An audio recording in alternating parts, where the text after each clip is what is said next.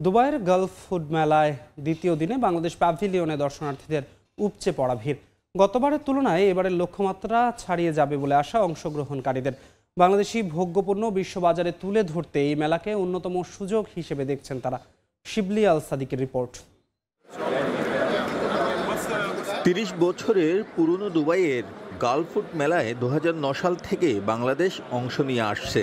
বাংলাদেশের নতুন শিল্প প্রতিষ্ঠান সহ অসংখ্য উদ্যোক্তা এই মেলায় অংশ নেন। সেই ধারাবাহিকতায় দেশীয় ভোগ্যপণ্যের প্রতিষ্ঠানগুলো প্রতিযোগিতায় নেমেছে আন্তর্জাতিক বাজার দখলের।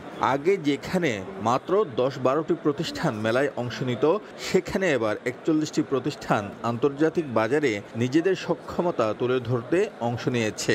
এই ফেস্টিভ্যালের মাধ্যমে সারা বাংলাদেশের মধ্যে, সারা বিশ্বের মধ্যে আমাদের যে পণ্য আছে, আমরা এই পণ্য পরিচিত হতে পারছি। বেঙ্গল টি এর পাশাপাশি আমরা আরও একটি ব্র্যান্ড এখানে হয়তো চালু করব, এবং এটি যেহেতু একই দিকে আমরা প্রায় ৩০টারও বেশি দেশে আমাদের বর্তমানে বেঙ্গল টি যাচ্ছে, আমরা চেষ্টা করব যে এর সংখ্যা আরও বেশি বৃদ্ধি পাবে এবং একই সাথে চায়ের গুণগত মান, আপনার এনভায়রনমেন্ট ফ্রেন্ডলি প্রোডাকশন দিয়ে এটি যাতে ওয়ার্ল্ড ক্লাস টিয়ের দিকে নেওয়া যায়, সেই প্রচেষ্টা আমাদের থাকবে।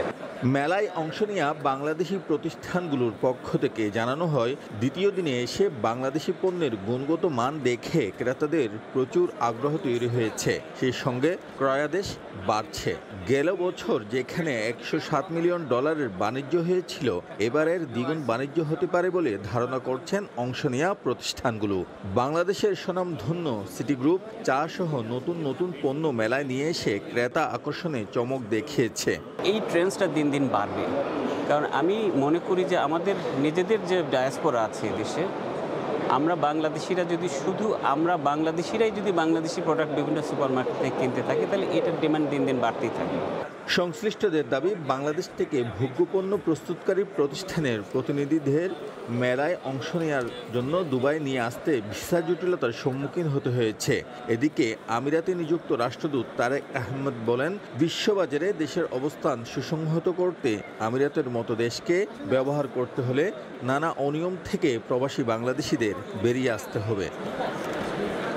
শিবলি আল সাদিক, সময় সংবাদ, সংযুক্ত আরব আমিরাত।